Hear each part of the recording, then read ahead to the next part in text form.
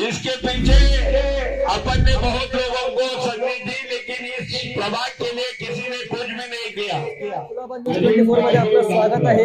Ward क्रमांक 225 चे उमेदवार अजिंक्य धात्रक सध्या आपल्या सोबत आहेत। आपण जर एकंदरीत पाहिले तर हर्षिता नार्वेकर आहेत, त्याचबरोबर सुजाता सानप या वॉर्ड मधून नगरसेविका होत्या, त्या आपल्या सोबत आहेत। त्याचबरोबर आता अजिंक्य धात्रक सोबत आहेत। आपण त्यांच्याकडनं जाणून घेऊया की त्यांची रणनीती नेमकी काय आहे आणि कसे या सगळ्या मुद्द्यांना ते टॅकल करणार। सर, नेमकं काय सांगणार? रणनीती वगैरे असं काही नाही, हा राजकारणाचा भाग आहे आणि येणाऱ्या काही दिवसातच 15 तारखेला मतदान आहे। तर साधारण 13 तारखेपर्यंत प्रचाराचा कालावधी आहे। या 13 तारखेपर्यंत आम्ही जास्तीत जास्त मतदारांपर्यंत पोहोचण्याचा प्रयत्न करतो आहोत आणि मतदारांना ज्या भेडसावणाऱ्या ज्या समस्या आहेत किंवा ज्या सुविधा आहेत त्या त्यांच्याकडून ऐकून घेतो आणि त्याच्यावर काय निराकरण, परमनंट सोल्युशन काय असेल हे काढण्याचा प्रयत्न करतो आहे।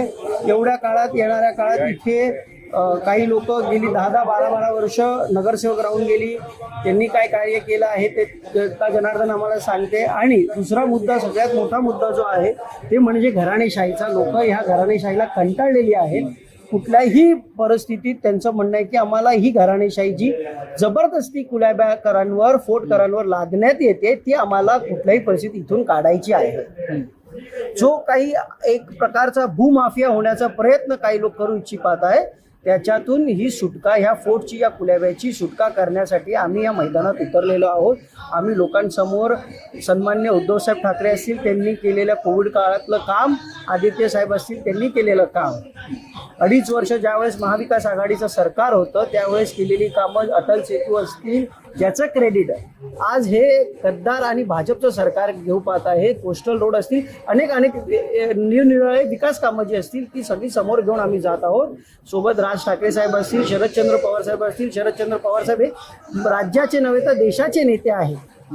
राजकारणातील सह्याद्री आपण त्यांना म्हणतो, त्यांचं विजन असेल। नेमक्या अशा 4-5 गोष्टी काय ज्यात मी वॉर्डासाठी करू विजन माझं एकच आहे की ह्या वॉर्डात तुम्ही लक्षात घ्या, ही जशी आपण राज्याची राजधानी आपण मुंबई म्हणतो तसं हा वॉर्ड जो आहे हा भौगोलिक दृष्ट्या फार मोठा आहे।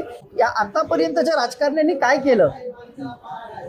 तुम्ही गेली 10 वर्ष आमदार आहात, नगरसेवक का? तुम्हाला फोर्टचा विकास आठवतोय, तुम्हाला आता रिडेव्हलपमेंट आठवतोय, तर ते रिडेव्हलपमेंट फोर्टकरांसाठी आहे की स्वतःसाठी आहे?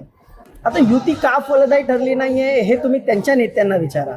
तुमचं काय मत आहे? शिवसेना उभाटा गटाचं यावर काय मत आहे? आमचं मत एकच आहे की आम्ही ह्या येणाऱ्या काळात जनता जनार्दनासमोर जात आहोत, अनेक मुद्दे आम्ही त्यांच्यासमोर मांडत आहोत आणि लोकांचा उत्तम असा प्रतिसाद आम्हाला भेटत आहे। लोक ह्या गद्दारीला कंटाळले आहेत, त्याचबरोबरीने या घराणेशाहीला कंटाळले आलेले आहेत आणि हे जे काही फसवं सरकार आहे, हा जो खाजप पक्ष आहे ह्याला कंटाळलेली आहे। त्याच्यामुळे लोकांचा आम्हाला उत्तम प्रतिसाद आहे आणि ह्या प्रतिसादासोबतच आम्ही पुढे चाललेलो आहोत। बाकी 16 तारखेला जे काय असेल ते आपल्याला कळेलच।